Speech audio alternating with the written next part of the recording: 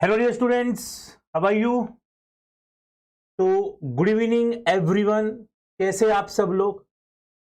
सबसे पहले I would like to thank you guys, a very huge thanks to you, because आप सब लोगों की सपोर्ट की वजह से, आप सब लोगों ने जो रिस्पेक्ट शो किया है, जो लव शावर्ड किया है आईएफएस के इस चैनल के ऊपर, इसलिए इतने कम स्पैन में, इतने कम टाइम पीरियड में हमने 50 के हमारे जो सब्सक्राइबर है वो फाइनली हमारे हो चुके। तो बहुत ही कम टाइम में हमने ये माइलस्टोन जो है वो यहाँ पर रीच किया है। तो डेफिनेटली ये एक बहुत ही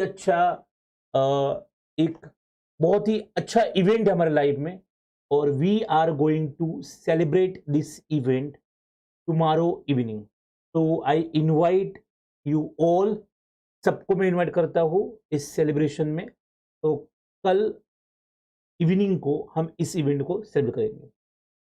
तो आईएफएस और मेरी तरफ से सारे स्टूडेंट्स को यहाँ पर हम सब लोग थैंक यू कहना चाहते हैं, क्योंकि आपकी वजह से ये 50K का जो माइलस्टोन है वो हम रीच कर सके। चलो, तो वेलकम टू आईएफएस। और ये हमारा जो सेशन है इसके अंदर हम RPSC previous year questions discuss करेंगे 2016 के।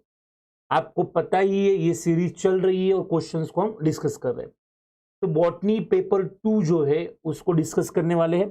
कल आपके साथ लालजी सर ने 1 to 50 क्वेश्चन डिस्कस किए। आज मैं 51 to 100 तक क्वेश्चन डिस्कस करने वाला हूं, और कल केसी सर आपके साथ 101 to 150 तक के क्वेश्चन जो है वो डिस्कस करेंगे। क्लियर?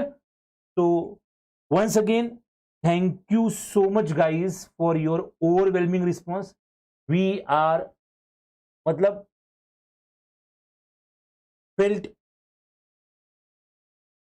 वेरी गुड, मतलब अच्छा लग रहा है। क्या बोलूं समझ में नहीं आ रहा है। चलो ठीक है, कोई बात नहीं। Suman very good evening. Ruby yes, definitely assistant professor के लिए डालेंगे video, don't worry about that. Priya very good evening. Neelam good evening. Neelam you are welcome. Vaibhav good evening. तो good evening one and all.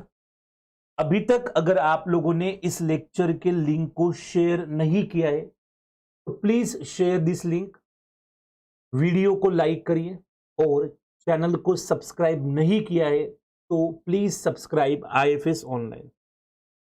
अब इसके बाद डियर स्टूडेंट्स, हमारी जो ऑफलाइन बैचेस है वो 1 फेब से स्टार्ट हो रही है पुणे एंड जोधपुर के सेंटर पर, जहां पर हम आईएफएस के अंदर life science plus chemical science दोनों स्ट्रीम से हमारा यहां पर क्या होगा, तो ये बैचेस स्टार्ट हो रहा है।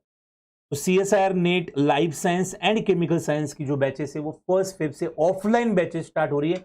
ऑनलाइन बैचेस तो हमारी स्टार्ट है ही है, वो तो चल रही है रेगुलरली। लेकिन one thing you have to remember here is limited seats are available. बहुत ही कम सीट्स अवेलेबल है स्टूडेंट्स, डियर स्टूडेंट्स। और सोशल डिस्टेंसिंग का यहां पर पालन करते हुए we are following all the कोविड-19 गाइडलाइंस। सारी गाइडलाइंस को फॉलो करते हुए सोशल डिस्टेंसिंग हो, हैंड सैनिटाइजेशन हो, मास्क हो, ये सब चीजें करते हुए हम यहाँ पर बैचेस जो है वो स्टार्ट कर रहे हैं 1 फेब से। क्लियर? तो Ashok good evening. Anjali very good evening. Ruby good evening. Biology student hello, how are you? कैसे हो आप? बहुत बढ़िया हो, ठीक है। और आज के इस सेशन में आपको सिर्फ क्वेश्चन सॉल्व नहीं करने बल्कि रिस्पॉन्स करना है। और मैं चाहता हूं कि मैं यहां पर पैसिवली काम करूं और आप लोग एक्टिवली काम करो। आप लोगों को आगे आके आंसर देना है, क्वेश्चंस के आंसर को डिस्कस करना है। डिस्कस मैं करूंगा कि आपने सही किया है गलत किया है, लेकिन आपको आगे होके क्वेश्चंस के आंसर करने। क्लियर?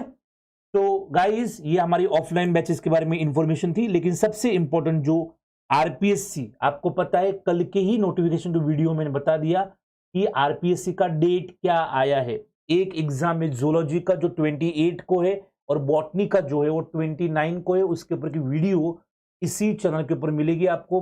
जूलॉजी पेपर 1 2, जूलॉजी का पेपर 1 है 9 to 12 और पेपर 2 जो है वो 2 to 5 है। और वैसे ही जो हमारा बॉटनी है, बॉटनी का पेपर 9 to 12, लेकिन वो 29 अप्रैल को है। क्लियर, समझ गए? तो यहां पर RPSC zoology online coaching, clear. तो आरपीएससी जूलॉजी की ऑनलाइन कोचिंग यहां पर हमारी बैच जो है वो 18 जनवरी से स्टार्ट हो चुकी है, अभी भी लेट नहीं हुआ है। जल्दी से जल्दी इस बैच को ज्वाइन करो। और इस कोर्स कैसा होगा, क्या कोर्स के फीचर होंगे, इसके लिए भी मैंने एक अलग से वीडियो बनाई है, वो भी आप देख सकते हो। Then after this RPSC zoology का बैच भी हमारा 18 से ही स्टार्ट हो रहा है। तो आरपीएससी जूलॉजी के बैच में भी, सॉरी, आरपीएससी बॉटनी के बैच में भी आप रजिस्टर कर सकते हो। इसका भी एक सेपरेट वीडियो मैंने बनाया है, किस तरीके से आपके डाउट सॉल्व किए जाएंगे, किस तरीके से आपको मॉनिटर किया जाएगा, ये सारी चीजें मैंने यहां पर बताई। क्लियर? तो आरपीएससी जूलॉजी, आरपीएससी बॉटनी के बैचेस जो है 18 जन से स्टार्ट हो चुके। फाइनल चांस है आपके पास, ग्रैब इट। फिर ये मत कहिए कि आरपीएससी का 4 साल तक पोस्ट ही नहीं आ रहा है, क्योंकि 16 के बाद तो यही एग्जाम हो रहा है ना। तो ये गोल्डन अपॉर्चुनिटी है, ग्रैब इट, छोड़ो मत इसको, क्योंकि टाइम इज वेरी क्रुशियल। फिर बाद में सर हमने आईएफएस ज्वाइन करना चाहिए था, हमारा भी हो जाता, हमारी भी रैंक आती, क्योंकि हमने रिजल्ट देखा है आईएफएस का। बॉटनी और जूलॉजी की फर्स्ट रैंक आईएफएससी है। तो अगर आपका है, आपको करना है प्रोफेसरशिप का जो है वो करना है, तो आईएफएस ज्वाइन करो और रिलैक्स हो जाओ। ठीक है, बाद में रिवील करके कोई फायदा नहीं है। गेट क्वेश्चन है ये सर? नहीं, ये हमारा प्रीवियस ईयर है बॉटनी का, आरपीएससी का। तो सब्जेक्ट के लिए पर्टिकुलर बुक कौन सी है निशा? बहुत जल्दी हम खुद की आरपीएससी की बुक लॉन्च कर रहे हैं, थोड़ा सा पेशेंस रखिए, आरपीएससी की बुक आपको मिल जाएगी। Clear? Swati Sharma sir, will you cover the GK questions also? GK के लिए आप क्या काम करिए, आपको जो ऊपर कॉन्टैक्ट नंबर दिया है कमेंट सेक्शन में, वहां पर कॉल करिए। आपको आरपीएससी के कोर्स के बारे में कंप्लीट इंफॉर्मेशन डिलीवर की जाएगी। Rohit Muranjan, very good evening, how are you Rohit? Definitely, मतलब आई होप कि you are doing really well. Clear? तो ये सब इंफॉर्मेशन के बाद आईएफएस में वॉट एवर इज हैपनिंग मैंने आपके सामने रख दिया है। तो और एक बार बता रहा हूं मैं आपको, सब लोगों को thank you so much for making this family 50K plus. और बहुत जल्दी ये 1 मिलियन हो, 1 मिलियन क्या मैं तो करो 1 बिलियन हो। बस आपका सपोर्ट चाहिए, और इस तरीके से हम आगे बढ़ेंगे एग्रेसिव। तो फाइनली हम यहां पर स्टार्ट करते हैं क्वेश्चंस को। क्लियर है? चलो, सो वेरी फर्स्ट क्वेश्चन क्या होगा? इस क्वेश्चन का आंसर फटाफट से आपको कमेंट सेक्शन में कमेंट करके बताना है कि इस क्वेश्चन का आंसर क्या होगा। क्लियर? निशा गुप्ता, ऑनलाइन के लिए जो कोचिंग क्लासेस है वो बैच हमारी स्टार्ट हो चुकी है, आगे भी न्यू बैचेस अपकमिंग है। मोर इंफॉर्मेशन के लिए आप कमेंट सेक्शन में जो नंबर दिया है उसके ऊपर कॉल करिए, आपको सारी इंफॉर्मेशन डिलीवर की जाएगी। Amit, very good evening. Kavita, very good evening, सबको गुड इवनिंग। चलो, फर्स्ट क्वेश्चन का आंसर बताओ जल्दी से। तो यहां पर देखो, what is the maximum photosynthetic efficiency of crop plants when measured after absorption of photosynthetically active radiation? जो पार रीजन होता है प्लांट का, 400 to 700 नैनोमीटर का पार रीजन होता है। वो एब्जॉर्ब करने के बाद जो प्लांट्स की फोटोसिंथेटिक एफिशिएंसी होती है वो कितनी होती है? तो यहां पर करेक्ट आंसर क्या होगा? जल्दी से जल्दी कमेंट सेक्शन में कमेंट करके बताइए कि क्या आंसर होगा। Yes Shivi, very good evening. Muku कह रहे हैं कि आंसर जो होगा वो सेकंड होगा। What about others? चलो, बाकी लोग जो है वो जल्दी से बताइए क्या होगा आंसर इसका। Yes, what about others? बाकी लोग भी कमेंट्स करके जल्दी से जल्दी कमेंट करके आंसर बताइए कि इसका आंसर क्या होगा।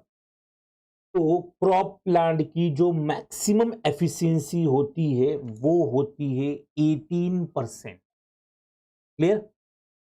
33% is too far from this value, ये बहुत ज्यादा हो गया। तो मैक्सिमम एफिशिएंसी जो आपको यहां पर देखी जाएगी वो होगी कितनी? 18%। 10। नेक्स्ट क्वेश्चन है हमारा 52 नंबर का क्वेश्चन। आरपीएससी के लिए राजस्थान जनरल स्टडीज के एग्जाम का बेसर टाइमिंग एंड डेट। तो जो मेरी प्रीवियस मतलब मेरी एक नोटिफिकेशन वीडियो है आरपीएससी रिलेटेड, वो वीडियो इसी चैनल के ऊपर है, उसको आप देखिए, आपको वहां पर से इंफॉर्मेशन मिल जाएगी। क्लियर। नेक्स्ट जो है, the maximum CO2 fixation and net primary production is observed in. सबसे ज्यादा CO2 फिक्स कहां पर होता है एंड जो नेट प्राइमरी प्रोडक्शन है वो कहां पर होता है, कहां पर ऑब्जर्व्ड होता है, ये आपको पूछा है। ऑप्शन फर्स्ट है plant of tropical rain forest, option second temperate grassland, option third sea plants, option four desert plant. तो कपिल पवार कह रहे हैं कि यहां पर आंसर होगा फोर, डेजर्ट प्लांट। बेटा डेजर्ट प्लांट में सबसे ज्यादा CO2 कैसे फिक्स होगा, ये गलत है, ये तो बिल्कुल नहीं हो सकता। तो plants of tropical rain forest, temperate grassland. चलो CO2 फिक्सेशन मत छोड़ो, ये तो पता होगा ना कि नेट प्राइमरी प्रोडक्टिविटी ज्यादा कहां पर होगी सबसे। अमित लाकेसार कह रहे कि वन होगा, नो, इसका करेक्ट आंसर होगा सी प्लांट जो है उनके अंदर नेट प्राइमरी प्रोडक्टिविटी होती है वो सबसे ज्यादा होती है। क्लियर। मैक्सिमम CO2 फिक्सेशन वहां पर होता है। तो 52 का आंसर जो है वो थर्ड है। Then next, which of the following is not a micro nutrient. इसमें से कौन सा माइक्रो न्यूट्रिएंट नहीं है। तो which of the following is not a micro, molybdenum, copper, zinc, magnesium. Molybdenum, copper, zinc and magnesium. So यहां पर आप देख सकते हो ये मैक्रो न्यूट्रिएंट है, एक माइक्रो न्यूट्रिएंट है। मैक्रो न्यूट्रिएंट की लिस्ट यहां पर दे रखी है, माइक्रो न्यूट्रिएंट की लिस्ट दे रखी है। तो इसमें से कौन सा माइक्रो न्यूट्रिएंट नहीं है। यस, तो यहां पर मॉलिब्डेनम है, चलो आंसर आ गया। यहां पर मॉलिब्डेनम है तो यहां पर मॉलिब्डेनम है, यहां पर कॉपर है तो यहां पर कॉपर है, यहां पर जिंक है तो यहां पर जिंक है। मैग्नीशियम जो है ये मैग्नीशियम मैक्रो है, magnesium is not micro, magnesium is macro nutrient, magnesium is macro nutrient. Clear. तो इसका करेक्ट आंसर जो होगा फोर्थ होगा। Very good Sheetal, Shivi, Priya, you guys are absolutely right, बिल्कुल सही कहा है आपने। Next question number 54, a dicot plant, जो डाइकॉट प्लांट है was subjected to water stress. Dicot plant को सब्जेक्ट किया कहां पर, वाटर स्ट्रेस को। इन a laboratory experiment the chemical analysis revealed degradation of carotenoids present in plastids and the degradation products prevented plant from water stress. What was that product? Plants को stress condition के अंदर कौन सा component जो है वो protection provide करता है, स्ट्रेस कंडीशन को लड़ने के लिए यहां पर फायदा देता है। एक है मेवालोनिक एसिड, वाइलोजेंथिन, प्रोलीन या फिर एब्सिसिक एसिड। इसमें से ऐसा कौन सा कंपोनेंट है जो वाटर स्ट्रेस के अंदर काम करता है। चलो अच्छे से फटाफट से आपको आंसर करने, जल्दी से यहां पर आंसर करने। 54 का आंसर क्या होगा, यस बताओ जल्दी, बी क्विक। 54 का आंसर क्या होगा, मेवालोनिक एसिड, वाइलोजेंथिन, प्रोलीन या एब्सिक एसिड। तो पुष्पेंद्र कह रहे हैं कि आंसर जो है वो फोर्थ होगा, abscisic acid. Yes, what about others. Yes, Vandana Sharma कह रहे हैं कि फोर्थ होगा, स्वाति कह रही है कि फोर्थ होगा, बायोलॉजी स्टूडेंट कह रहे हैं फोर्थ, बिल्कुल सही। एब्सिक एसिड जो है वो स्ट्रेस हार्मोन है और उसको हम यूनिवर्सल स्ट्रेस हार्मोन भी कहते हैं। This is stress hormone. तो abscisic acid is stress hormone.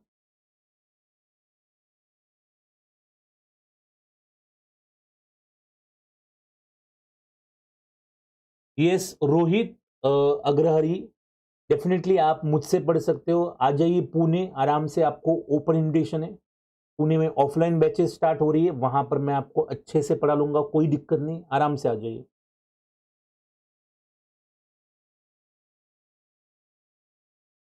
Yes definitely राजकुमारी शर्मा, हम जो है ये टॉपिक्स जो है करवाएंगे आपको आरपीएससी में, डेफिनेटली आपको फायदा मिलेगा, कोई टेंशन नहीं। क्लियर?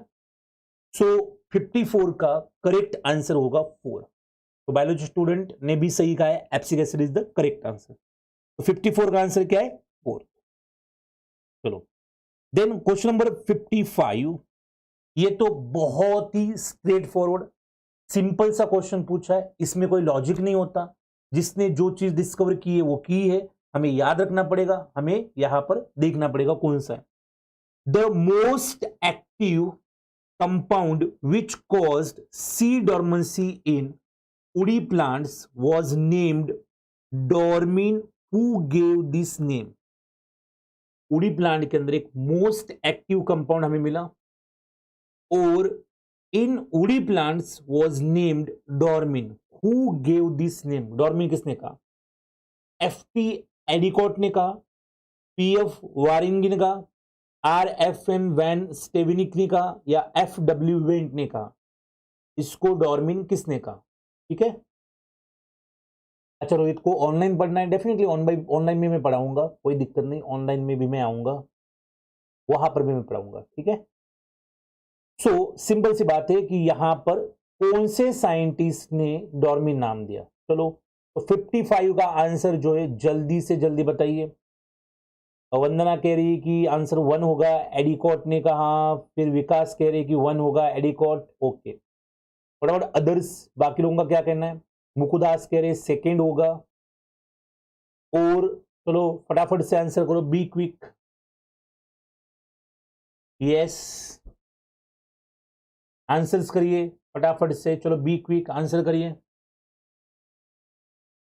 तो एडिकॉट ने किया, किसने डॉर्मिन कहा इसको? राजकुमार शर्मा कह रही है सी होगा, बायोलॉजी स्टूडेंट कह रहे 4 होगा। आंसर जो है वो होगा सेकंड, पी एफ वेरिंग जो है, इन्होंने इसको डॉर्मिन कहा। क्लियर? कोई बात नहीं, चीजें होती रहती है, लेकिन डेफिनेटली हम और इंप्रूव करने की कोशिश करेंगे। चलो next, the precursor of ethylene biosynthesis in plants is? Plants के अंदर जो एक गैसियस हार्मोन है, and ethylene is the only gaseous hormone, वो कौन सा है? उसका प्रिकर्सर क्या है?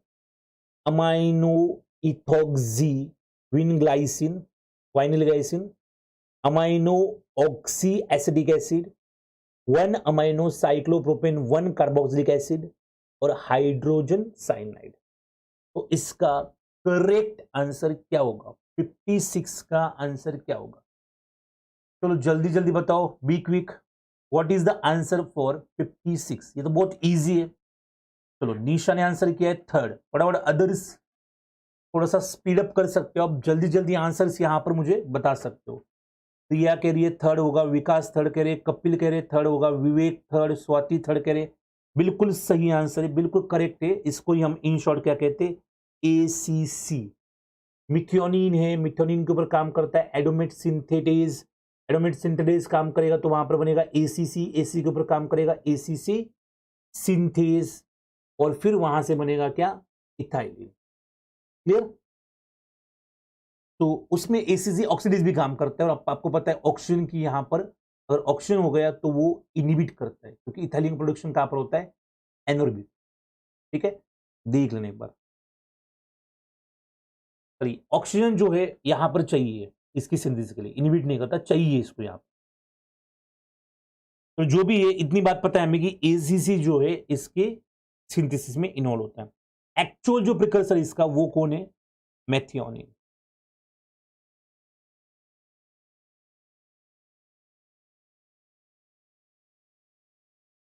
नेक्स्ट 57, इजी बहुत, आराम से कर सकते हो। इन एन एक्सपेरिमेंट, एक एक्सपेरिमेंट कर रहे हो आप, The excised cotyledons of Raphanus sativus were treated with a chemical solution X. एक excised cotyledon है Raphanus sativus का, and it is treated with chemical solution X. एक chemical X से treated किया. When incubated either in dark or light, dark और light कई बार include करो, the size of cotyledon doubled. Raphanus sativus का एक कोटलेडॉन लिया, उसको एक केमिकल से ट्रीट किया जो कि एक्स केमिकल है, और इसको इंक्यूबेट कर दो, कहीं पर भी कर दो, लाइट में कर दो या डार्क में कर दो, कहीं पर भी इंक्यूबेट कर दो, the size of cotyledon is doubled. Cotyledon की साइज क्या हो गई? Doubled as compared to control where no chemical X was added, as compared to control जहां पर chemical X ऐड नहीं किया गया. What could be this chemical X? ये chemical X कौन सा है? इंडोल एसिडिक एसिड यानी कि oxygen, gibberellic acid 3, indole butyric acid यानी कि ऑक्सीन अगेन, और थर्ड इज काइनेटिन. तो ऑब्वियसली हमें पता है कि ये तो नहीं होगा. क्लियर? उसके बाद ये IAA ये भी नहीं होगा. अब एक बचता है जिबलिक एसिड 3 और एक बचता है काइनेटिन. तो इसका करेक्ट आंसर क्या होगा? तो यहां पर कह रहे क्या होगा? विवेक कासट कह रहे सेकंड होगा, राजकुमार कह रहे सेकंड सेकंड सेकंड. कैसे सेकंड होगा? यहां पर क्या किया, कोटलेडॉन की साइज जो है वो डबल हो गई है.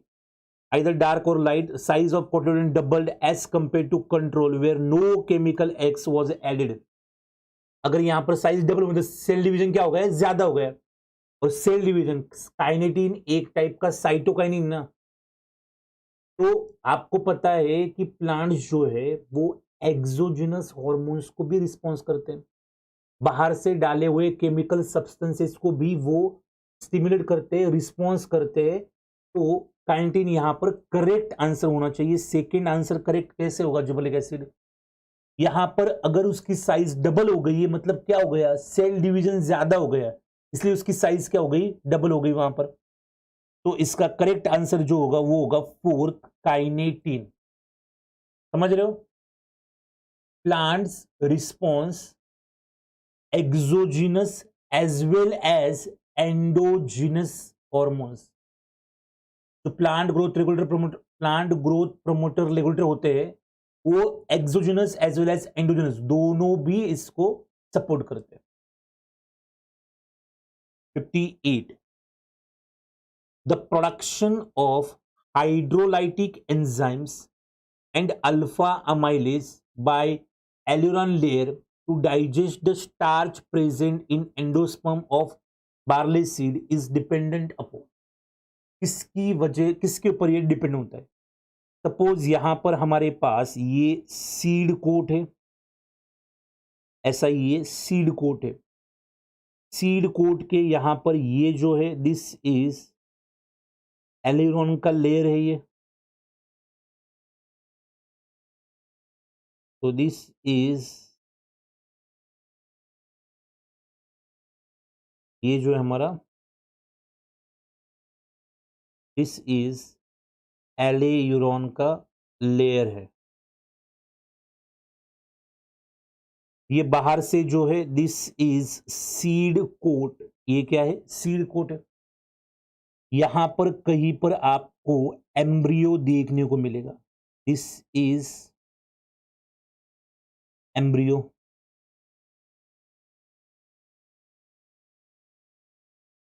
एम्ब्रियो. और बाकी जो है वो क्या होगा? सारा स्टार्च होगा. बाकी जो आपको देखने को मिलेगा this is starch.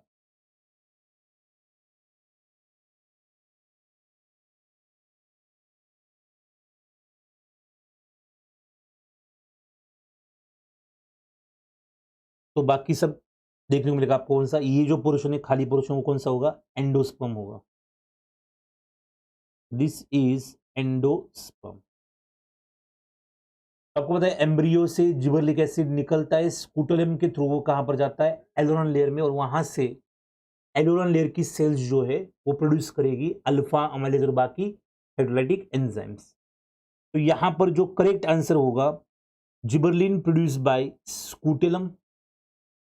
Oxygen, oxygen का तो रोल नहीं है, वो जिबरलिन ऑक्सीन नहीं है। इंडोल कंपाउंड्स प्रोड्यूस बाय, नहीं। तो correct answer is gibberellin produce by scutellum. Actually gibberellin जो है वो एम्ब्रियो से प्रोड्यूस करता है, और एम्ब्रियो से वो स्कूटेलम में, और स्कूटेलम से कहां पर जाता है एल्यूरन लेयर्स के अंदर जाता है। तो इसका करेक्ट आंसर जो होगा वो होगा फर्स्ट। कितने लोगों ने सही किया है? बिल्कुल सही। Anjali very good, Vipin biology students, Pushpendra, Suman बिल्कुल सही किया, निशा, स्वाति, विवेक एब्सोल्युटली राइट, बिल्कुल सही किया। तो correct answer is good. Next, अभी तक अगर आप लोगों ने हमारे चैनल को सब्सक्राइब नहीं किया है तो प्लीज सब्सक्राइब आईएफएस ऑनलाइन। ऐसे ही और इंफॉर्मेटिव वीडियोस के लिए आप हमारे चैनल को सब्सक्राइब कर सकते हो। चलो next, why seeds in A ripe tomato do not germinate even though the temperature, moisture and oxygen conditions are favorable? सारी conditions favorable है, all conditions are favorable, still the ripe tomato do not germinate। इसका reason क्या है? Germinate क्यों नहीं करता? Moisture है, oxygen है, टेम्परेचर है, सब कुछ है, लेकिन फिर भी जर्मिनेट नहीं कर रहा। इसका रीजन क्या है? Due to presence of acids, due to negative osmotic pressure of juice, due to presence of lycopene, all of this. इसमें ये ऑप्शन तो बिल्कुल फर्जी है, क्लियर? तो इसके से ऑल ऑफ दिस नहीं आएगा। अब due to presence of acid, इसका तो कोई सेंस ही नहीं बनता है यहां पर, तो एक ही बचता है, it is due to negative osmotic potential of juice. Clear? Negative osmotic potential की वजह से वो जो है वो जर्मिनेट नहीं करता। अंजलि, प्रेजेंस ऑफ लाइकोपिन क्या मैटर करेगा, कैसे अफेक्ट करेगा, मुझे बताइए एक बार। कोई सवाल ही नहीं उठता ना। लाइकोपिन तो एक पिगमेंट है, और वो पिगमेंट जो है वो पिगमेंट क्या करेगा? वो टोमेटो को रेड कलर प्रोवाइड करेगा। बस इतनी तो बात है ना। उसके अलावा लाइकोपिन का क्या वहां पर रोल है? लाइकोपिन का उसके अलावा कोई रोल नहीं ना, बस रेड कलर प्रोवाइड करना है टोमेटो को। यस, बॉटनिकल कंसेप्ट बिल्कुल सही बात है। यहां पर करेक्ट आंसर जो होगा वो होगा second, due to negative osmotic potential of juice. Vivek, एक नहीं होगा इसका आंसर, करेक्ट 2 होगा। Next, in a rice field a disease called Bakney disease suddenly appeared and all the plants grew longer than normal. Investigations revealed that the causal organism was Fusarium. What could be the reason for abnormal elongation of rice plant? जब हम plant hormone की बात करते हैं तो बेकनी disease किस hormone की वजह से होता है? बहुत अच्छे से पता है। बेकनी डिजीज होता है जिबरलिक एसिड की वजह से। बाकी जाइलम वेसल्स क्लॉग्ड होती है, कुछ भी गलत बात है तो उससे हाइट तो फिर बढ़नी नहीं चाहिए, कम होनी चाहिए, वाटर का ट्रांसपोर्ट नहीं होगा उसमें। फ्यूजरिक एसिड का तो कोई सवाल ही नहीं उठता, ऑक्सीजन भी नहीं है। पता है बेकनी डिजीज ड्यू टू कंप्लीटली किसके होता है? जिबरलिक एसिड। तो एक ही ऑप्शन बचता है, ऑप्शन इज सेकेंड। क्लियर? तो वेरी गुड अंजलि, पुष्पेंद्र, विपिन कुमार, सरोज, बहुत बढ़िया। क्लियर? तो 60 का जो करेक्ट आंसर होगा वो होगा सेकंड। तो very good, good biology students, Kapil Pawar, Saroj, बहुत बढ़िया किया आप लोगों ने। Next, one of the possible reasons of seed dormancy in plants can be due to, plant के अंदर सीड डॉर्मेंसी क्यों होती है? अभी अभी हिंट मिला है हमें, इसके ऊपर के क्वेश्चन में देख के आए थे, किसी ने तो किसी एक हार्मोन को डॉर्मिन कहा था। तो वो कौन सा हार्मोन है जिसको डॉर्मिन कहा गया था? So one of the possible reason of seed dormancy in plants can be due to abscisic acid, thiourea, cyanide या अजाइड. यस, तो पुष्पेंद्र का कहना है कि आंसर फर्स्ट करेक्ट होगा. अंजलि कह रही है फर्स्ट होगा. बायोलॉजी स्टूडेंट कह रहे हैं 1 होगा. Nisha, Priya, Swati, you guys are absolutely right. तो correct answer would be first. तो 61 का करेक्ट आंसर होगा फर्स्ट. क्लियर. एप्सिक एसिड को ही क्या कहते हैं? डॉर्मीन कहते हैं हम इसको, क्योंकि ये ऑल्सो कॉल्ड एज डॉर्मीन, क्योंकि it causes dormancy. Also called dormin because it causes dormancy. इसको ही डॉर्मीन कहते हैं क्योंकि ये डॉर्मेंसी कॉज करता है. तो 61 का आंसर होगा फर्स्ट. क्लियर. बहुत बढ़िया. Second, which of the following physiological functions adversely affect the photosynthetic efficiency of plants? कौन सा ऐसा प्रोसेस है जो प्लांट्स की फोटोसिंथेसिस को एडवर्सली अफेक्ट करता है? एक है फोस्फोराइलेशन, ग्लाइकोलिसिस, फोटो रेस्पिरेशन या all of this. Phosphorylation, glycolysis, photo respiration या ऑल ऑफ दिस में से कौन सा ऐसा है जो प्लांट की फोटोसिंथेसिस को एडवर्सली अफेक्ट करता है? यस, फोस्फोराइलेशन तो क्यों करेगा, कभी नहीं करेगा. ग्लाइकोलिसिस भी नहीं है, तो फिर ऑल ऑफ दिस नहीं होता. बचा क्या? Photo respiration. हमें पता है रूबिस्को है. रूबिस्को को यहां पर एक एंजाइम है रूबिस्को, और रूबिस्को का काम है क्या करना? कार्बोक्सिलेशन करना. रूबिस्को क्या करता है? कार्बोक्सिलेशन, यानी कि CO2 का एडिशन करता है. इसके अलावा रूबिस्को जो है वो ऑक्सीजन का भी एडिशन करता है, और ऑक्सीजन का एडिशन करता है उसको हम क्या कहते हैं? ऑक्सीजनेशन कहते हैं. जब रूबिस्को कार्बोक्सिलेशन करता है तो C3 साइकिल चलती है. जब रूबिस्को यहां पर ऑक्सीजन को ऐड करता है तो C4 साइकिल जो है वो चलती है. क्लियर. यस और नो? यस.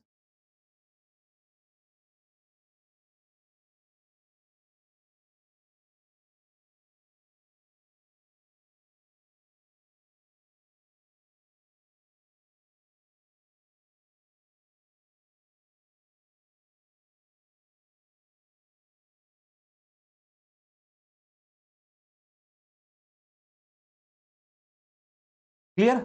चलो बताओ तो क्या होगा इसका, समझ गए? सॉरी, ये C4 लिखा मैंने गलती से. C4 नहीं, this is C2 cycle.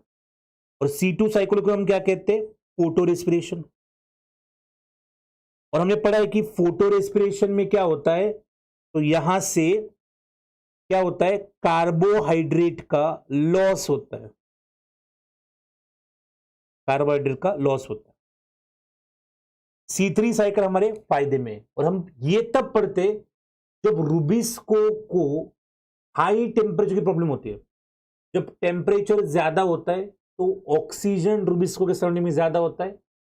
Rubisco के सराउंडिंग में ऑक्सीजन ज्यादा हो गया तो रूबिस्को कार्बोक्सिलेशन की जगह ऑक्सीजनेशन ज्यादा करता है, और ऑक्सीजन ज्यादा ऐड हो गया तो फिर यहां पर फोटो रेस्पिरेशन होना स्टार्ट होता है, और यहां पर कार्बोहाइड्रेट का लॉस होना स्टार्ट होता है. तो कार्बोहाइड्रेट का लॉस होगा तो फिर गड़बड़ होगी.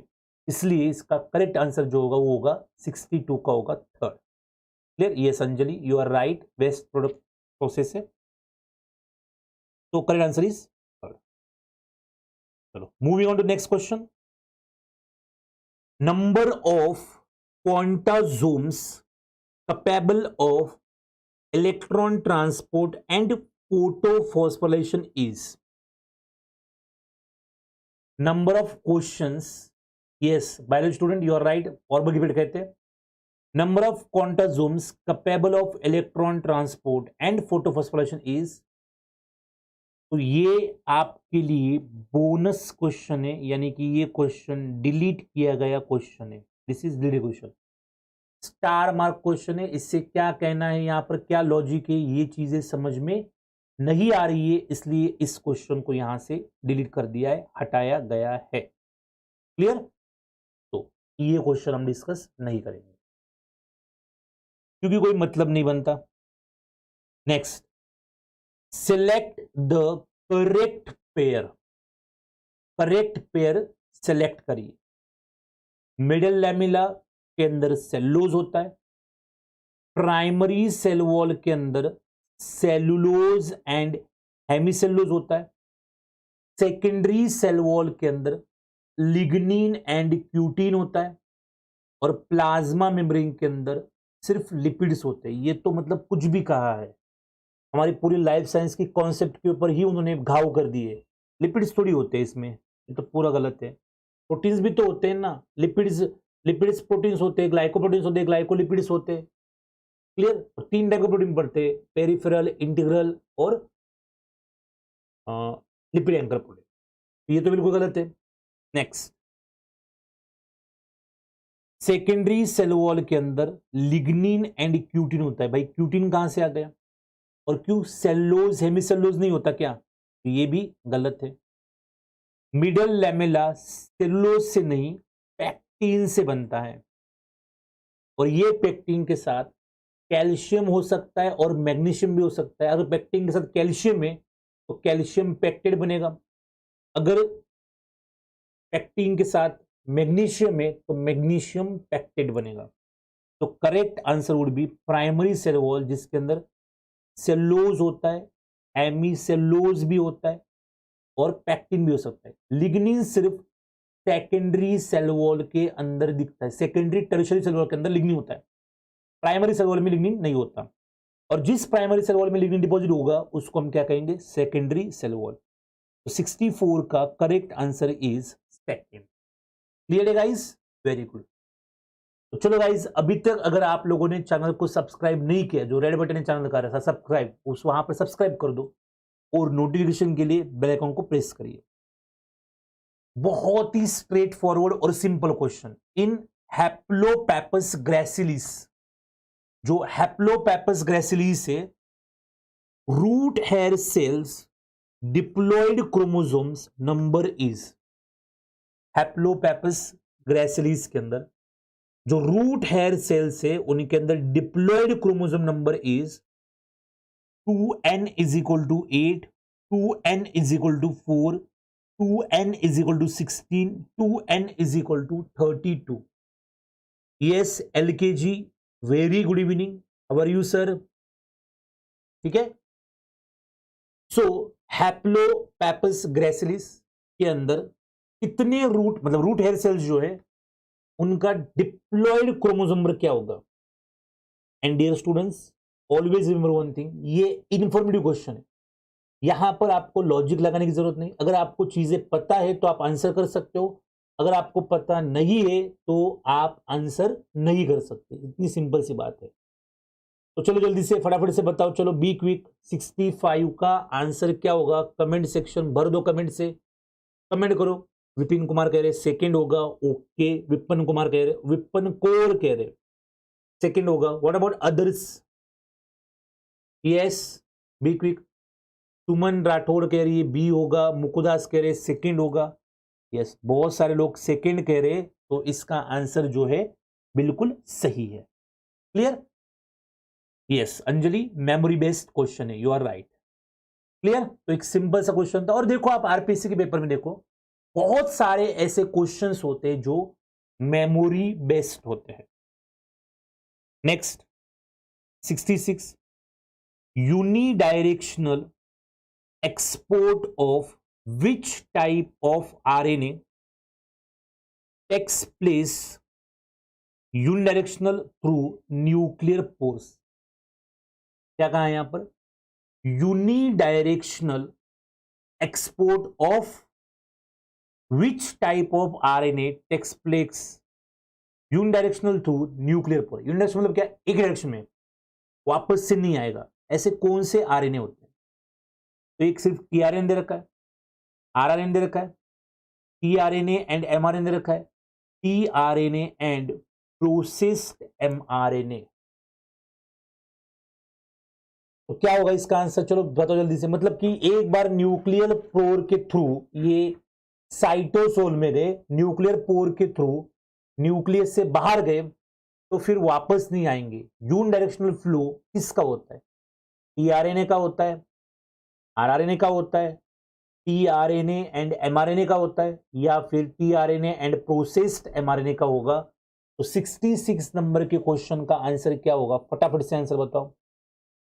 सुमन राठौड़ कह रही है थर्ड होगा। Okay, tRNA and mRNA. Okay, चलो व्हाट अबाउट अदर्स, बाकी लोगों का क्या कहना है?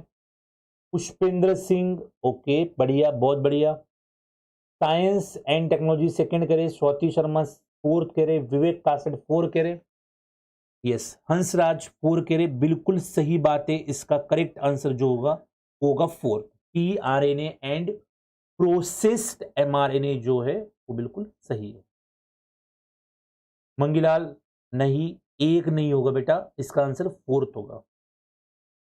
टीआरएनए ट्रांसलेशन की प्रोसेस में लगते हैं, तो वो कहां पर होंगे? साइटोसोल में होंगे। और प्रोसेस्ड करके एमआरएनए न्यूक्लियस से कहां पर जाता है? साइटोसोल में जाता है, जहां पर उसका ट्रांसलेशन होता है। एमआरएनए वापस नहीं आएगा न्यूक्लियस के अंदर, कोई जरूरत ही नहीं वापस न्यूक्लियस के अंदर आने की। बहुत बढ़िया। Question number 67, in mitosis chromosomes split at centromeres takes place in mitosis के अंदर, in mitosis chromosomes split at centromeres. तो ये ऐसे यहां पर है, मान लो ये एक सेंट्रोमियर है और ये कॉमन ऐसा सेंट्रोमियर है, और ये स्प्लिट होता है सेंट्रोमियर। कैसे? तो जब ये यहां पर जाएंगे ऐसे, तो इस तरीके से यहां पर ये स्प्लिट होता है। तो ये सेंटर में स्प्लिट होता है, ये कौन सी फेज में होता है? Yes, Vipin Kumar you are absolutely right. Suman कह रही है सी होगा, प्रियंका वर्मा सेकंड करिए, पुष्पेंद्र 3 कह रहे, जितेंद्र 3 कह रहे, बिल्कुल सही। एनाफेज में ऐसा होता है, मेटाफेज में ये ऐसे अरेंज्ड होते हैं, और एनाफेज में ये सेपरेट हो जाते हैं। क्लियर? तो 67 का आंसर जो होगा वो थर्ड होगा। Then question number 68, common wheat is a hexaploid, मतलब 6 सेट है क्रोमोसोम के, 2n is equal to 42। Its base number is, simple सी बात है, हेक्सा मतलब 6 सेट्स ऑफ वहां पर है, तो एक सेट कितने का होगा? ये समझ ना, common wheat is a hexaploid मतलब क्या होगा? 6 सेट्स होंगे क्रोमोसोम के, टोटल कितने हो गए? 42। तो उसका बेस नंबर कितना होगा? 6 को अगर 7 से मल्टीप्लाई करो तो 6 इंटू 7 कितना हो जाएगा? 42। तो आंसर जो होगा वो होगा 7। क्लियर? तो एक सेट के अंदर 7 क्रोमोसोम्स आपको दिखाई देंगे, एक सेट के अंदर 7। और ऐसे कितने सेट होंगे? 6 सेट होंगे। 6 into 7, total number of chromosome कितने हो गए? 42 हो गए। क्लियर? यस। तो मनीषा वेरी गुड, अंजलि, निशा बहुत बढ़िया, Pushpendra very good, excellent. Next, beta chromosomes adversely affect, beta chromosomes adversely किसको अफेक्ट करता है? प्लांट हाइट को, प्लांट वेट को, tiller number, plant height, weight and tiller number. Beta chromosome किसको एडवर्सली अफेक्ट करता है? Beta chromosome adversely affect plant height, plant wait और tiller number, सबको एडवर्सली अफेक्ट करता है beta chromosome. That is important, सबके लिए ये एडवर्सली इफेक्ट करता है plant height, weight and tiller number. Clear? तो इस तरीके से बीटा क्रोमोसोम जो है वो adversely next question number 70, eukaryotic polymerases are of 5 types. Eukaryotic polymerase कितने टाइप के? 5 टाइप से। दे आर आइडेंटिफाइड फ्रॉम, कहां से आइडेंटिफाई किया गया उनको? ये 5 टाइप्स के कहां से आइडेंटिफाई किया? Yeast cells and rat liver, या human cell cultures, tumour cells, yeast cells, rat liver, human cell cultures and tumour cells. तो eukaryotic polymerases are of 5 types. They are identified from, कहां से identify किया उनको? Yeast cells and rat liver, human cell cultures, tumour cells, yeast cells, rat liver, human cell cultures and tumour cells. तो इसका correct answer क्या होगा? मुकुदास कह रहे 4 होगा, सुमन कह रही है 4, मुकुदास 4 कह रहे, पुष्पेंद्र 4 कह रहे। अच्छा, बहुत बढ़िया बात है। तो यहां पर करेक्ट आंसर जो है वो 4 है। वेरी गुड, बिल्कुल सही यहां पर आपने आंसर किया है। क्लियर? तो yeast cell, rat liver, human cell culture and tumour cell सबसे आइसोलेट किया गया। देन क्वेश्चन नंबर यहां पर है 71। बताइए 71 का आंसर जो है वो क्या होगा? यस, बताइए जल्दी।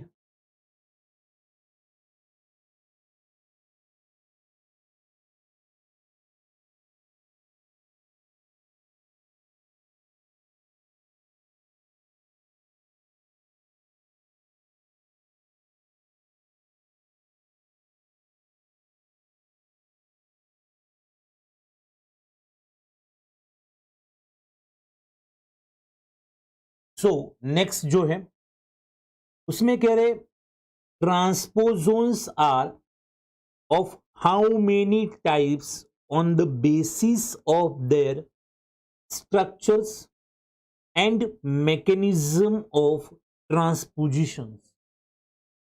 ट्रांसपोजोन से कितने टाइप्स के होते हैं? Transposons are of how many types and on the basis of structure and their mechanism of transposition. Yes, तो यहां पर एक ही सिंपल सी चीज है, मैकेनिज्म ऑफ ट्रांसपोजिशन में एक कॉपी एंड पेस्ट होगा और एक कट एंड पेस्ट होगा। तो copy and paste and cut and paste 2 type के मैकेनिज्म है। तो मैकेनिज्म के लिए ये है, तो 4 नहीं होगा, आंसर होगा फर्स्ट 4 एंड 2। और हम पढ़ते ना 2 टाइप के होते मेनली, एक तो डीएनए ट्रांसपोजोन्स और एक होते रेट्रो ट्रांसपोजोन्स।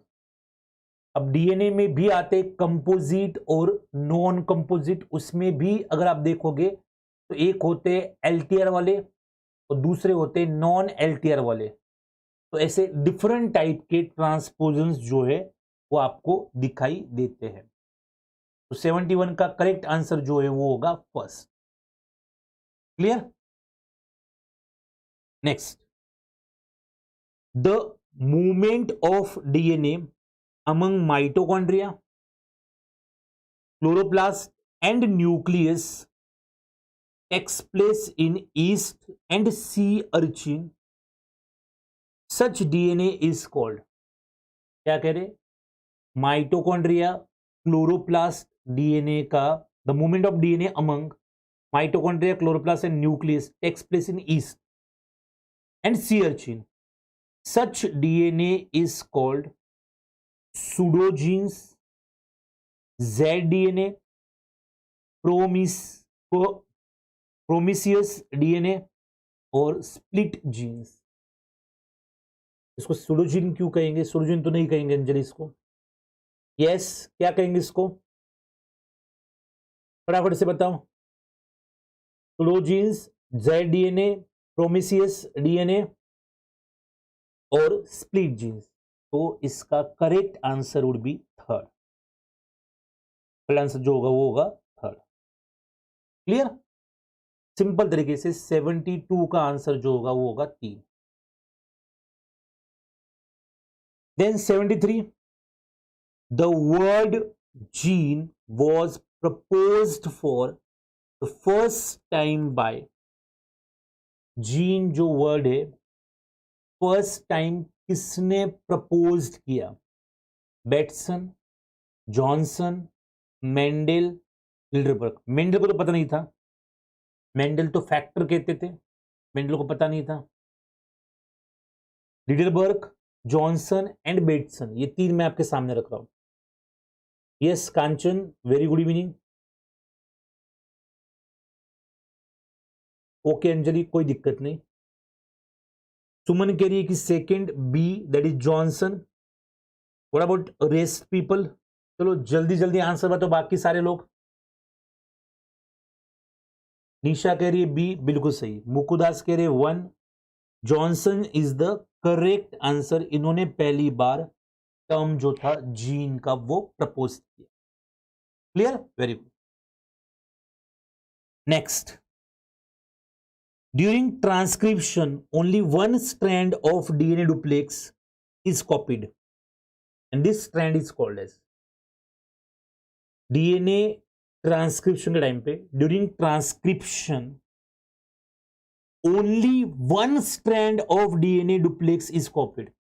एक ही स्ट्रैंड डीएनए डुप्लेक्स का क्या होता है? कॉपी किया जाता है। This strand is called sense strand, anti sense strand, complementary strand और टेम्पलेट स्ट्रैंड। कौन सा स्ट्रैंड है जो यहां पर कॉपी किया था? Yes, quick. Sense strand, anti sense strand, complementary strand और टेम्पलेट स्ट्रैंड। कौन सा स्ट्रैंड है जो यहां पर कॉपी किया जाता है? सेंस, एंटी सेंस, कॉम्प्लीमेंट्री और टेम्पलेट स्ट्रैंड। तो यहां पर करेक्ट आंसर जो है वो है एंटी सेंस स्ट्रैंड। ये आंसर करेक्ट है, लेकिन मेरे अकॉर्डिंग और एक स्ट्रैंड है जो कि टेम्पलेट स्ट्रैंड, जिसको कॉपी किया जा सकता है। तो इसका आंसर सेकंड भी सही होना चाहिए और फोर्थ भी सही होना चाहिए according to my best knowledge. Nirupama, very good evening.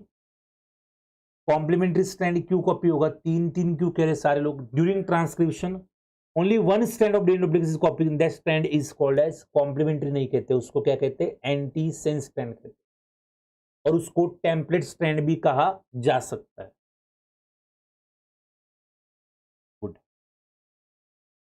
बहुत ही सिंपल क्वेश्चन है, आंख बंद करके क्वेश्चन कर सकते हो, बस टिक क्लिक करते हुए आंसर देते हुए सही आंसर लगाना।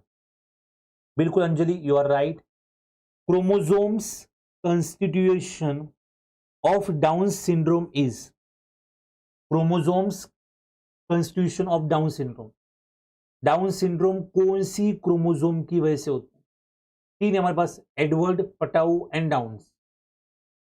एक होता है 13 की वजह से, एक होता है 18 की वजह से और एक होता है 21 की वजह से। तो डाउन सिंड्रोम किसकी वजह से होता है? Chromosome constitution of Down syndrome is due to obviously 21 की ट्राइसोमी जो होती है उसकी वजह से होता है।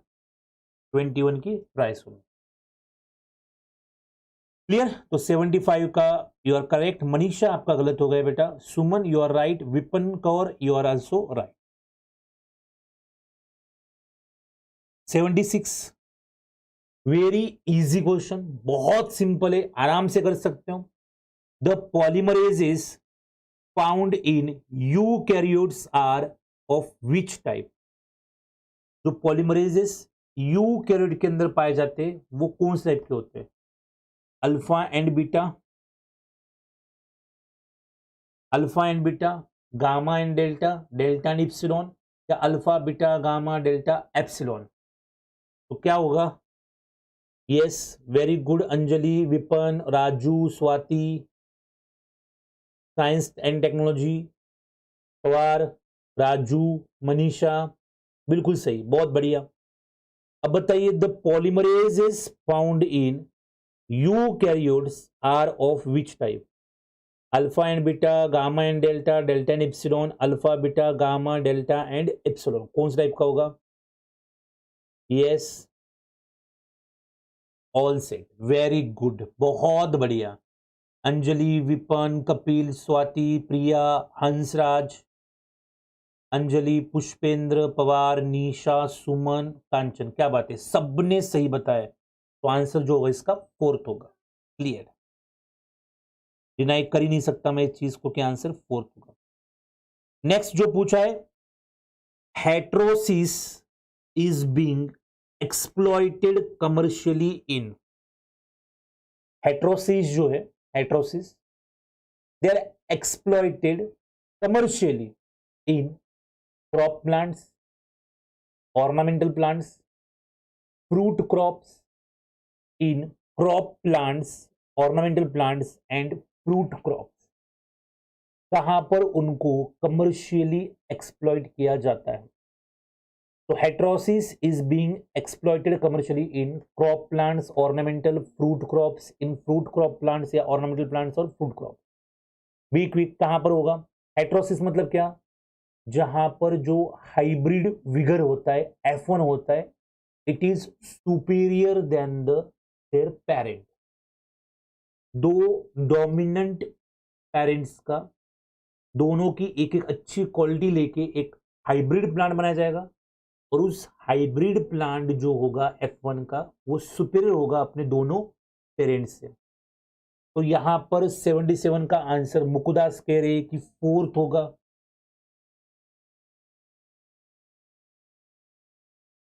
मुकुदास कह रहे 4 होगा, स्वाति कह रही सेकंड होगा, साइंस एंड टेक्नोलॉजी सेकंड कह रहे। फटाफट अदर्स, बाकी लोगों का क्या कहना है? Yes, be quick. तो यहां पर जो करेक्ट आंसर है वो फोर्थ, सब जगह पर यूज किया जाता है। क्रॉप प्लांट्स में यूज किया जाता है, ऑर्नामेंटल में यूज किया जाता है, और फ्रूट क्रॉप्स में भी इसको यूज किया जाता है। Clear? In crop plants, ornamental plants and fruit crops, इनके अंदर किया जाता है।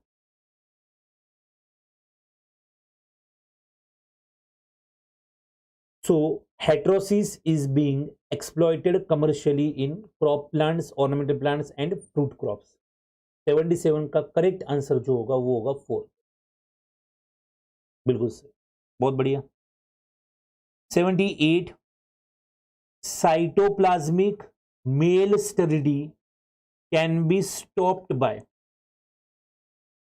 साइटोप्लाज्मिक मेल स्टेरिडी मतलब कि जो मेल है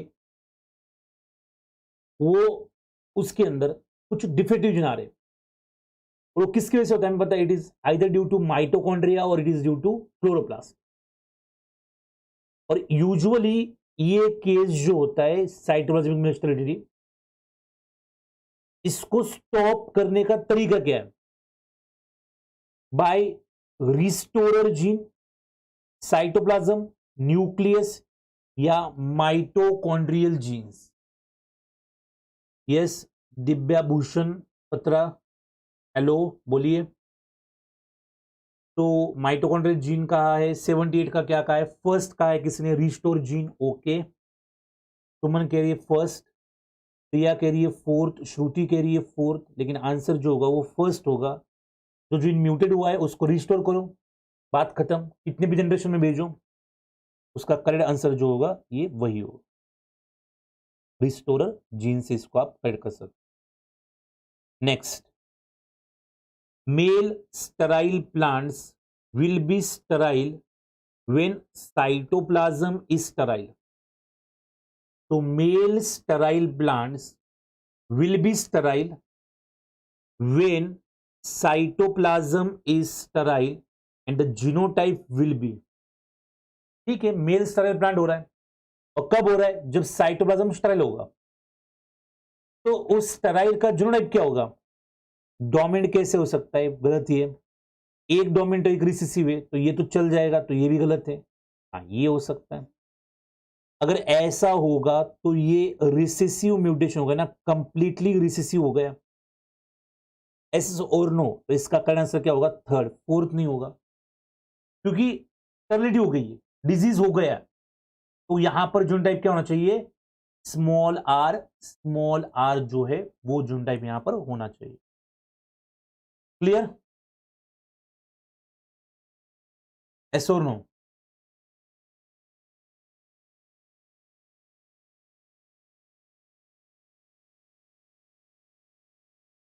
Then question number 80. In transformation, transforming principle is DNA was proved by. In transformation, transforming principle is DNA was proved by Avery, MacLeod and McCarthy. Avery, MacLeod and McCarthy.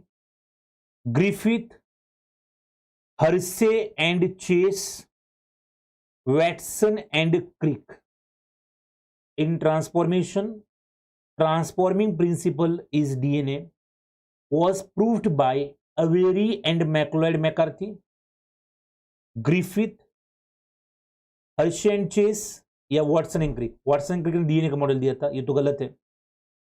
Griffith ने सिर्फ वो smooth और rough का बताया था, लेकिन उनको वो ये नहीं बता पा रहे थे कि कौन सा ट्रांसफॉर्मिंग प्रिंसिपल है. उन्होंने बस कहा था कि कोई तो चीज है जो एक जनरेशन से नेक्स्ट जनरेशन में जा रही है, लेकिन वो ये नहीं बता पा रहे कि वो कौन सी है. ग्रिफिथ भी नहीं. अब हर्शे एंड चेस के अंदर और एवरी एंड मैक्लॉयड के अंदर करेक्ट आंसर क्या होगा? Yes. Bhanupriya you are right. Kapil गलत हो गया बेटा. मेहरीन गलत हो गया. श्रुति गलत हो गया. Yes. Vipan very good. Hansraj perfect. तो first answer is the correct. Avery, MacLeod and McCarty का एक्सपेरिमेंट भी हम डिटेल में डिस्कस करते हैं, जहां पर ये ट्रांसफॉर्मिंग प्रिंसिपल जो उसको प्रूव किया जाता है. क्लियर? नेक्स्ट जो 81 है, बिल्कुल इंफॉर्मेटिव क्वेश्चन है और पूछा है कि double stranded RNA is found in. जब भी ऐसे क्वेश्चंस एग्जाम में आए तो एक सिंपल सी चीज ध्यान में रखना कि इन क्वेश्चंस को जब आप सॉल्व कर रहे हो, इन क्वेश्चंस को आप जब सॉल्व करते हो तो एक ही चीज हमेशा ध्यान में रखना. अगर आपको आता है तो आप आंसर करिए, अगर नहीं आता तो यहां पर आपको आंसर करने की जरूरत नहीं है, क्योंकि ये आपको नेगेटिव मार्किंग यहां पर दे सकते हैं. तो double standard RNA is found in, कहां पर मिलता है double standard RNA? Wound tumour virus. जो वुंड ट्यूमर वायरस है वहां पर हमें ये डबल स्टैंडर्ड आरएनए मिलता है. क्लियर? तो इस तरीके से हमारा इसका आंसर क्या होगा? 4. नेक्स्ट, बहुत ही इजी, एक्सट्रीमली सिंपल लेवल का क्वेश्चन है. Select the correct pair. Z form of DNA 12 bases per turn. C form of DNA 10 bases per turn. B form of DNA 9.33 base pairs per turn. A form of DNA 12 base pairs per turn. Select the correct pair. Z form of DNA 12 pairs, C form 10 pairs, B form 9 pairs, A form 12 pairs. What is the correct answer? Suman you are absolutely right. Bhanupriya बहुत बढ़िया. Z form का जो DNA होता है उसके पास 12 base pair होते. पुष्पेंद्र बहुत बढ़िया, बिल्कुल सही बता रहा है आपने. श्रुति वेरी गुड, बहुत बढ़िया, परफेक्ट. चलो, अभी तक अगर आपने हमारे चैनल को सब्सक्राइब नहीं किया है तो please subscribe IFS online. Notification के लिए बेल आइकॉन को प्रेस करो. वीडियो को लाइक नहीं किया है तो वीडियो को लाइक करिए. हंसराज, विपन बहुत बढ़िया, बिल्कुल सही है. Next 83, conjugation in bacteria was discovered इन. जो कॉन्जुगेशन होता है बैक्टीरिया के अंदर, conjugation in bacteria was discovered in Liederberg and Tatum in 1946, Liederberg and Tatum in 1956, Liederberg and Tatum in 1960, Liederberg and Tatum in 1942. तो conjugation in bacteria was discovered in, कब discover किया गया? 1946, 1956 या 1960 या फिर 1942. Mehreen, thank you so much for appreciation. Glad to hear from you. So जो conjugation है bacteria के अंदर, it was discovered in 1946 by Lederberg and Tatum. तो करेक्ट आंसर इज फर्स्ट। तो 83 का क्या हो गया? फर्स्ट।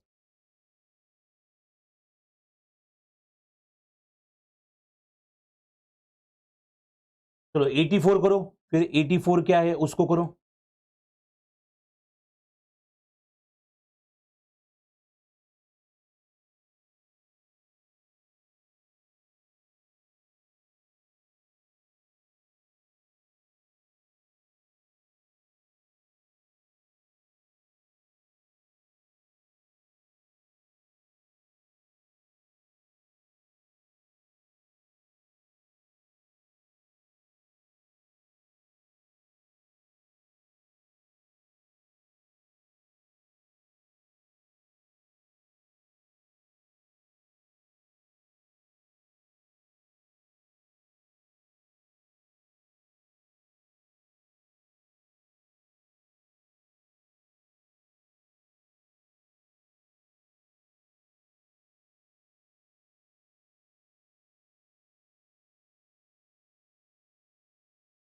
क्लियर? चलो बहुत बढ़िया।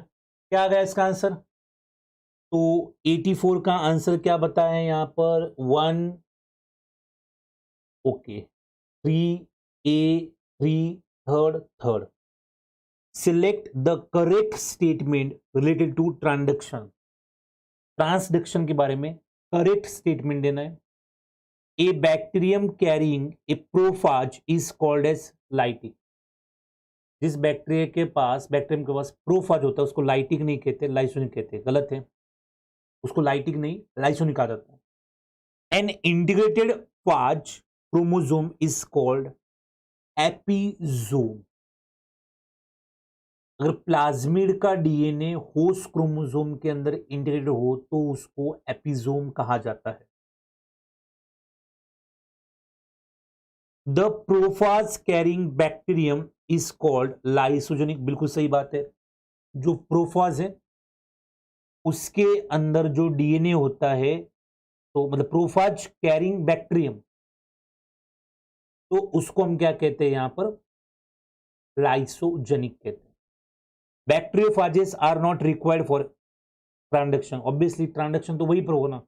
ये एक बैक्टीरियम है, ये दूसरा है, इसके ऊपर वायरस ने यहां पर इंफेक्शन किया, वायरस ने अपना डीएनए इंजेक्ट किया, वायरस अंदर गया, वायरस ने अपनी खुद की कॉपीज बनाई, है ना। ऐसी बहुत सारी कॉपीज वायरस ने खुद की बनाई, और ऐसी कॉपीज जब वायरस बना रहा है तो वायरस ने क्या किया? इस सेल को बस्ट करके ये वायरस बाहर आ गया, और यही वायरस अब क्या कर रहा है? तो इस सेल को इन्फेक्ट कर रहा है। तो ऑब्वियसली सेंटर पे तो वायरस ही है ना।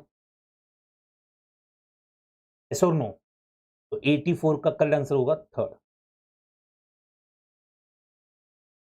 Then 85, bacteria like symbionts of paramecium are. जैसे यूकेरियोटिक सेल के अंदर किसी जमाने में पहले क्लोरोप्लास्ट और माइटोकॉन्ड्रिया इवॉल्व हो गए, वैसे ही अब बैक्टीरिया के अंदर जो सिम्बायंट्स होते हैं, bacteria like symbionts of paramecium are alpha and gamma particles only, alpha gamma and lambda particles, alpha gamma lambda and sigma particles, या alpha gamma lambda sigma and omega particles. तो इसका correct answer जो है वो क्या होगा? Yes, paramecium के अंदर कौन से पार्टिकल्स होते हैं? Bacteria like symbionts of paramecium are, एक तो होता है, हमें बहुत क्लियरली पता है, सिग्मा पार्टिकल। हम बहुत जगह पर पढ़ चुके हैं, सिग्मा तो होता ही होता है, ये पता है हमें। तो इसमें सिग्मा नहीं है, इसमें भी सिग्मा नहीं है। अब इसमें बचता है अल्फा गामा लैम्बडा सिग्मा। ये तो यहां पर भी है, alpha beta gamma, alpha gamma lambda sigma, बस ओमेगा पार्टिकल ये भी होता है। तो इसका करेक्ट आंसर जो होगा वो फोर्थ होगा। क्लियर? सिंपल है बहुत। हंसराज, भानु, सुमन, वेरी गुड मुकूब। Then 86, killer strains killer strains of Ustilago maydis contain. बहुत इंफॉर्मेटिव क्वेश्चन है,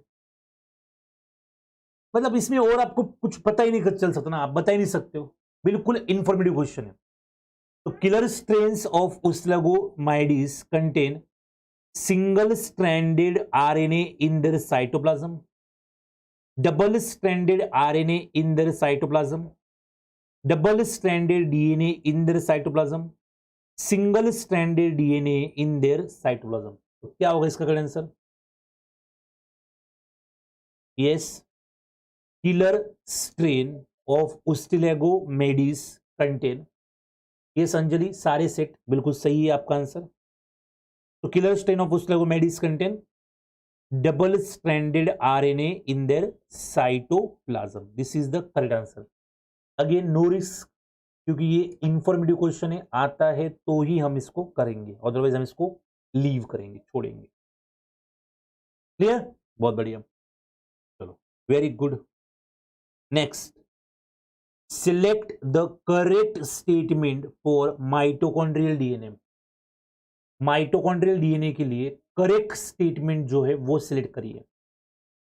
mitochondrial DNA codes for 2 to 3 types of rRNA. Mitochondrial DNA जो है it codes for 2 to 3 types of rRNA.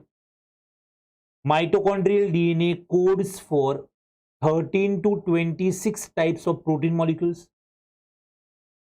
Mitochondrial DNA codes for 2 to 3 types of rRNA. हाँ, ये मुझे सही लग रहा है। और 13 to 26 types of protein, approximately 30 types of protein होते हैं, approximately 30 different types of mitochondrial protein होते हैं। तो 87 का मुझे 3 ज्यादा सही लग रहा है। आपको क्या लग रहा है? जल्दी से जल्दी कमेंट सेक्शन में आंसर करके बताओ। Mitochondrial DNA codes for rRNA and mRNA. Mitochondrial DNA जो है वो आरआरएनए या एमआरएनए के लिए कोड करता है। तो यहां पर करेक्ट आंसर क्या होगा? तो चलो 87 का आंसर भानु ने दिया है 3, सुमन का कहना है 3, निशा 3 कह रही है, कपिल कह रही है 4 होगा, श्रुति कह रही है 3 होगा, लेकिन करेक्ट आंसर जो होगा वो होगा 3rd। तो 87 का correct answer will be 3rd। More appropriately mitochondrial DNA को यहां पर डिस्क्राइब किया गया है 2 to 3 types of rRNA and 13 to 26 types of protein. 88, chloroplasts contain. Chloroplast के पास क्या क्या होता है? तो chloroplast contains tRNA only, ribosomes only, tRNA and ribosomes both only, tRNA ribosome and ring shaped DNA. तो क्या क्या होता है क्लोरोप्लास्ट के पास? टीआरएनए सिर्फ नहीं, डीएनए तो वहां पर होता है, टीआरएनए होता, राइबोसोम्स तो होता है मुझे पता है, तो राइबोसोम्स ओनली नहीं है, टीआरएनए ओनली भी नहीं है। टीआरएनए राइबोसोम्स बोथ ओनली, या tRNA ribosomes and ring shape DNA, ये सारे होने चाहिए। तो इसका करेक्ट आंसर जो होगा वो होगा 88 का 4। मनीषा कह रही है कि सेल बायोलॉजी की क्लास कब स्टार्ट करेंगे दोबारा? मनीषा बहुत जल्दी, 2 वीक मैक्सिमम, 2 या max to max 3rd week से 3rd वीक के बाद हम सेल बायोलॉजी की क्लास जो है वो रिज्यूम करेंगे। फिलहाल के लिए मैं जो हमारी ऑफलाइन बैचेस है उसके लिए प्रिपेयर कर रहा हूँ, उसके लिए मुझे पढ़ाना है, प्लस ऑनलाइन के जो हमारे डिफरेंट कोर्सेस रन हो रहे हैं उसके अंदर भी मुझे बहुत सारे लेक्चर्स जो वो लेने हैं। डेफिनेटली उसके बाद जो है हमारी जो सेल बायोलॉजी की बची हुई सीरीज है उसको हम एक्सप्लोर करेंगे। तो chloroplast contains tRNA ribosome and ring shaped DNA, बिल्कुल सही बात। क्लियर? और इसी चैनल के ऊपर हमने बहुत बार फोटोसिंथेसिस को अच्छे से डिस्कस किया है, सारे लेक्चर्स हमारे वहां पर पड़े हुए हैं। 89, plasma genes are located in, it's not plasmalogen, it's plasma gene। तो प्लाज्मा जीन्स कहां पर लोकेटेड होते हैं? तो plasma genes are located in nucleus, nucleolus, cytoplasm या माइटोकॉन्ड्रिया एंड प्लास्टिड्स। कहां पर लोकेटेड होते हैं? तो plasma genes are located in nucleus, nucleolus, cytoplasm या mitochondria and plastid. Yes, you are right Shekhawat. Yes Hansraj, आप कर सकते हो कॉल पे बात, कोई दिक्कत नहीं। आईएफएस में कॉल करिए और उनको बोलिए दिगंबर सर के पास कॉल हैंड ओवर करिए, आराम से मुझे वो देंगे कॉल, मैं बात कर लूंगा आपसे, मुझे कोई दिक्कत नहीं। हंसराज आप आराम से बात कर सकते हैं मुझसे, ठीक है। नेट के लिए ऑनलाइन क्लासेस का अमाउंट जो है वो 37,500 है निशा, 37,500 इतना अमाउंट है। तो पीटीजी की क्लास भी होता है क्या? पीटीजी मतलब नहीं समझ प्रियंका भाई, और थोड़ा एक्सप्लोर करिए। तो plasma genes are located in Mujibuddin, तीन कैसे होगा बेटा? साइटोप्लाज्म नहीं, माइटोकॉन्ड्रिया एंड प्लास्टिड के अंदर होते हैं। साइटोप्लाज्म के अंदर थोड़ी होंगे वो माइटोकॉन्ड्रिया एंड प्लास्टिड दोनों के अंदर होते हैं, क्योंकि हमें पता है दोनों भी कहां पर प्रेजेंट होते हैं, साइटोसोल में प्रेजेंट होते हैं। अगर ये सेल है और इस सेल के साइटोसोल में कोई चीज है, ये सेल है, इसके साइटोसोल में नहीं कह सकते ना, इस साइटोसोल में माइटोकॉन्ड्रिया है और इस साइटोसोल के अंदर जो क्लोरोप्लास्ट है, हाँ यहां पर तो डेफिनेटली क्या हो सकता है, प्रेजेंट हो सकता है। क्लियर? तो 89 का आंसर होगा 4।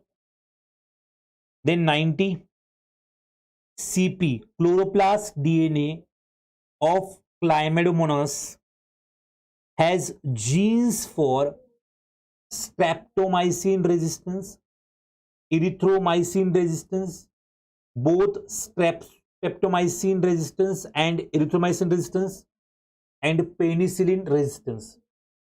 तो क्वेश्चन नंबर 90 का करेक्ट आंसर जो होगा वो क्या होगा? यस, क्लोरोप्लास्ट डीएनए जो है क्लाइमेडोमोनास का हैज जीन फॉर, किसके लिए होता है? स्ट्रेप्टोमाइसिन रेजिस्टेंस के लिए, एरिथ्रोमाइसिन रेजिस्टेंस के लिए, both streptomycin resistance and erythromycin resistance के लिए, या पेनिसिलिन रेजिस्टेंस के लिए।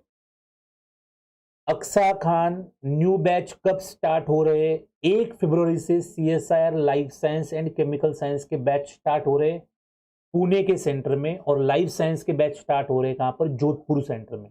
यानी कि लाइफ साइंस के batches Jodhpur as well as Pune दोनों सेंटर पे होंगे, और केमिकल साइंस के बैचेस जो है वो पुणे सेंटर पे होंगे। क्लियर? श्रुति कह रही 3 होगा, ओके। तो यहां पर करेक्ट आंसर है 90 का, both streptomycin as well as erythromycin.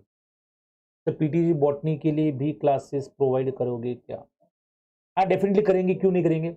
आप बस इस चैनल के साथ जुड़ जाइए, इस चैनल के ऊपर आपको बहुत सारी डिफरेंट क्लासेस जो है वो एक्सप्लोर करने को मिल जाएगी। क्लियर? चलो, तो 91 नंबर का क्वेश्चन है, उसको आराम से सॉल्व करिए, बी क्विक। चलो 91 नंबर का क्वेश्चन जो है उसको सोल्व।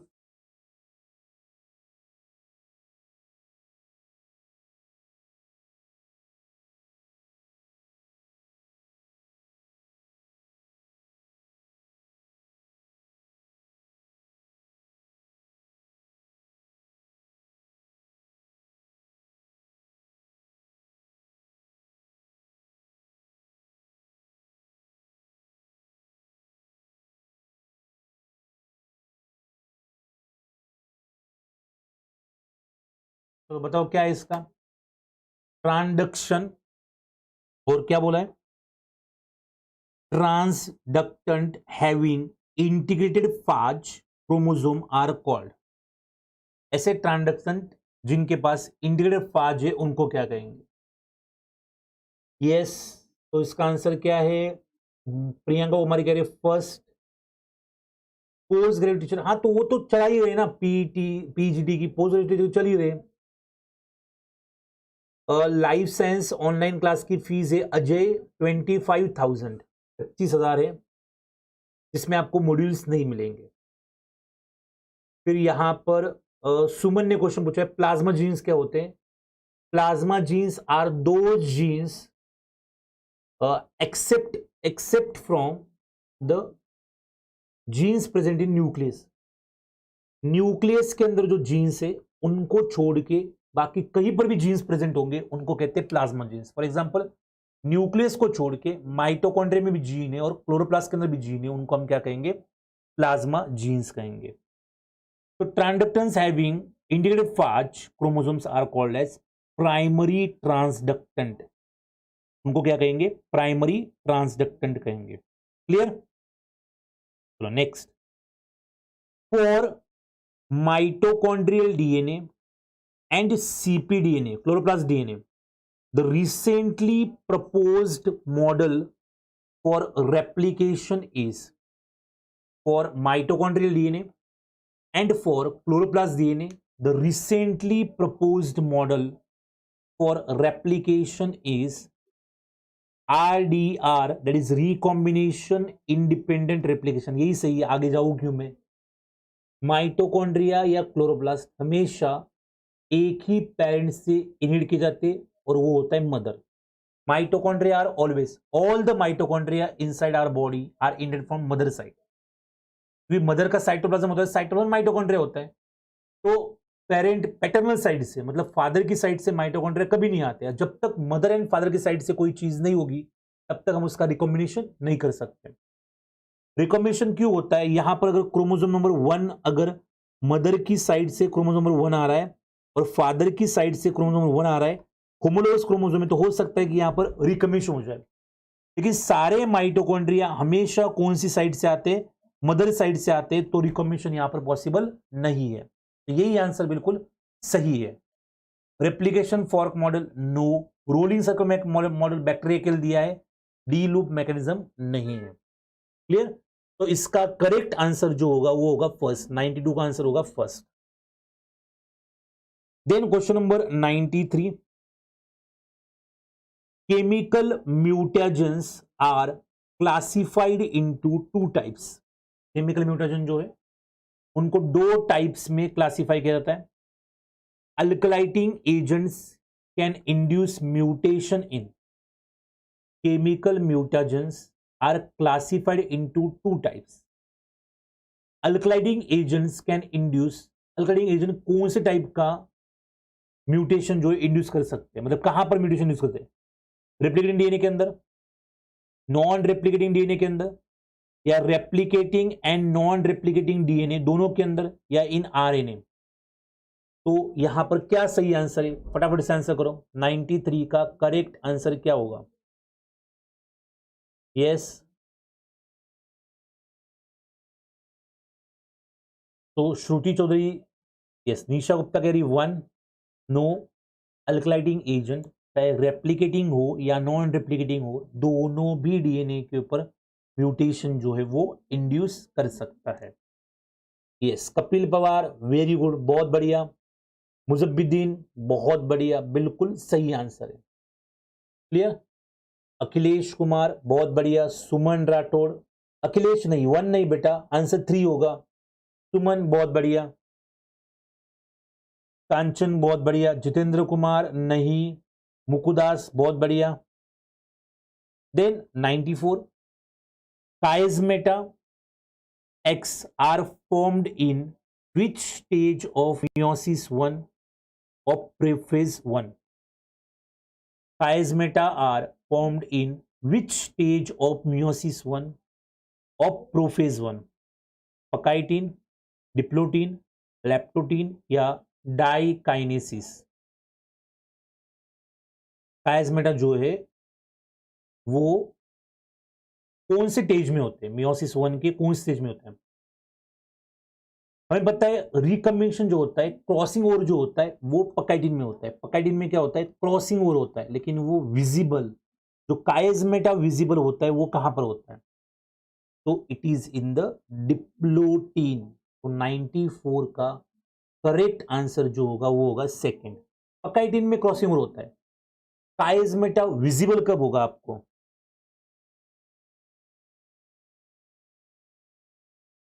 ऐसी टेट्राइड वाली स्थिति जो है, तो टेट्राइड वाली स्थिति आपको कब दिखेगी?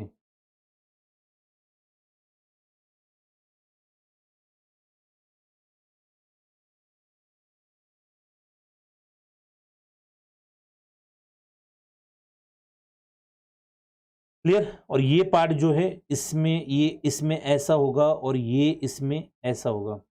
इस तरीके से आपको यहां पर दिखेगा.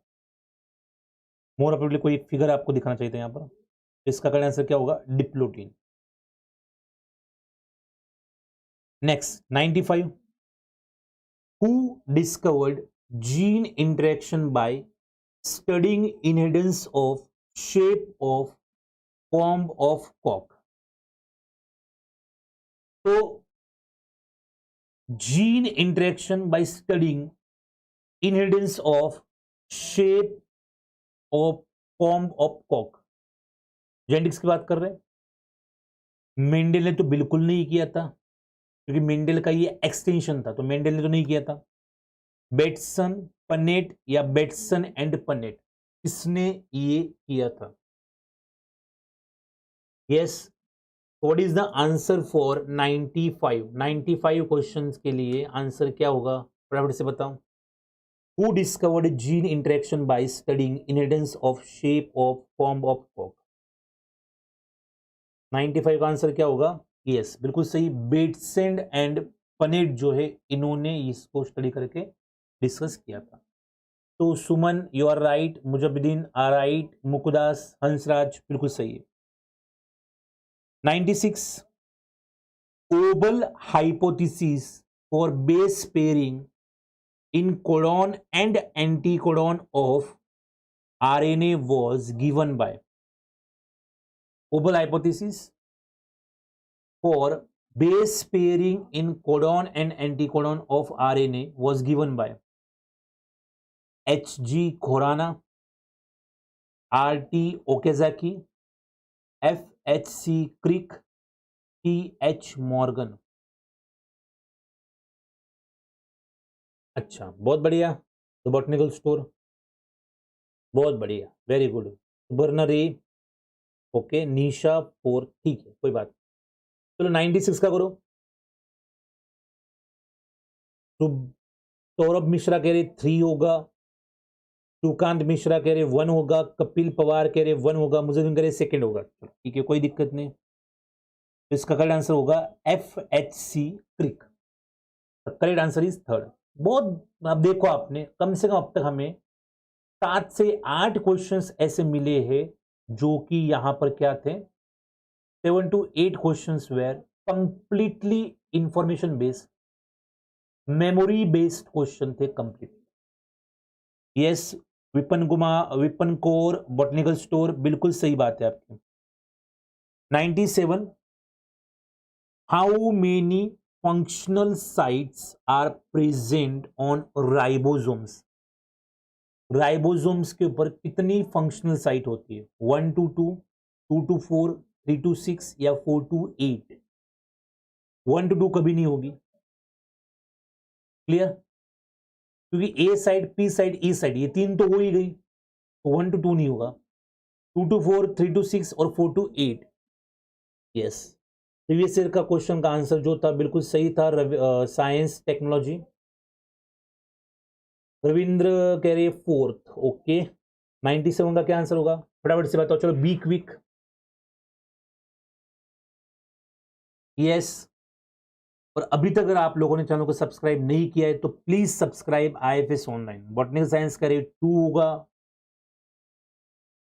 तो 97 का करेक्ट आंसर होगा 4 to 8। कई सारी फैक्टर्स बाइंडिंग साइड भी होती है, उनको भी हमें थोड़ा बहुत कंसिडर करना पड़ेगा, इसलिए 4 to 8 जो है वो फंक्शनल साइट होती है। 98 for the synthesis of 3 kinds of RNA how many enzymes are needed in prokaryote? बहुत सारे लोग आंसर 3rd दे, लेकिन वो गलत है। 3rd आंसर क्यों गलत है? क्योंकि आप सिर्फ A, P एंड E ये 3 ही साइट नहीं कंसिडर कर सकते। इनके अलावा भी कई सारी साइट्स होती है जहां पर इलोंगेशन फैक्टर, इनिशिएशन फैक्टर आके बाइंड करते, उनको भी हमें कंसिडर करना पड़ेगा। तो इसलिए आंसर जो है वो 4th होगा, दैट इज 4 to 8। क्लियर? तो ये कंफ्यूजन बिल्कुल भी नहीं रखना है आपको। For the synthesis of 3 kinds of RNA how many enzymes are needed in prokaryotes? 1, 2, 3, 4। Prokaryotes के अंदर for the synthesis of 3 kinds of RNA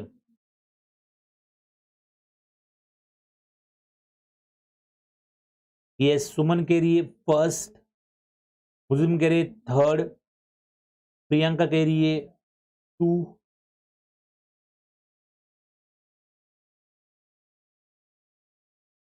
Kapil कह रहे 3, यस,